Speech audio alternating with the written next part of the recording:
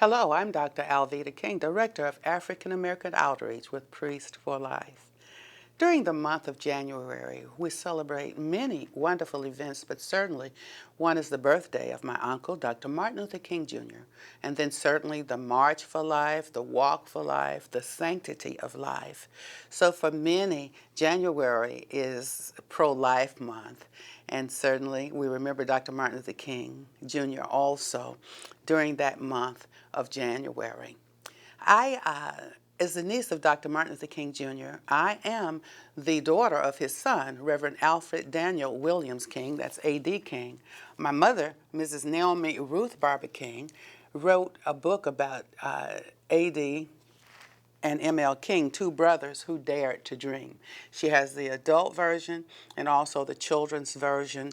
I write about my experiences growing up in the same family that birthed Dr. Martin Luther King Jr. in King Rules for Children. King Rules, 10 Truths for You, Your Family, and Our Nation to Prosper. There's an adult version and a children's version. You can get the adult book signed at the Priest for Life store and find out from me personally how it felt to grow up in the family that gave us Dr. Martin Luther King Jr.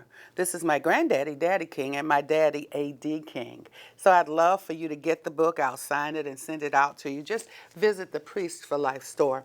Martin Luther King Jr. was actually pro-life. His daddy was, my dad, grandmother, my mother. There's a beautiful testimony of my mother being interviewed by Father Frank Pavone and Janet Morana and myself, also available through Priest for Life. You can see that footage perhaps on YouTube, but we'll get that out to you as well. So Martin Luther King Jr., people say, well, he received the Margaret Sanger Award. Margaret Sanger, the founder of Planned Parenthood and who gave us the questionable gift of abortion. There's nothing good about abortion. It's not a good gift. You want to get a good gift, get God's gift. For God so loved the world that he gave his only begotten Son, Jesus Christ, so that whosoever believes on him will not perish but have eternal life. And so we want people to live.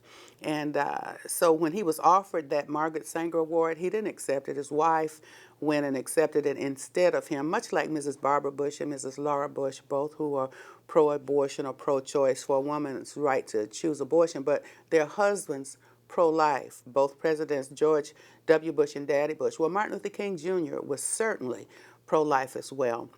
You can find out about all of that in my book, King Rules. You can get it from Priest for Life in our bookstore, signed by me and sent to you.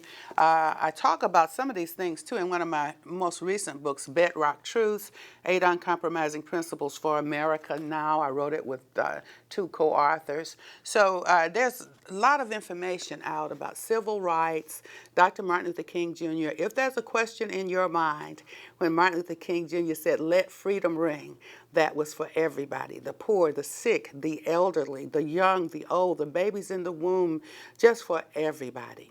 And so during January, let's just begin to re-examine our thoughts about life and respect the sanctity of life. And, you know, the book Bible, good book says, choose life so that you and your generations, your children can live. I'm Dr. Alveda King, Director of African American Outreach with Priest for Life and founder of Alveda King Ministries. God bless you.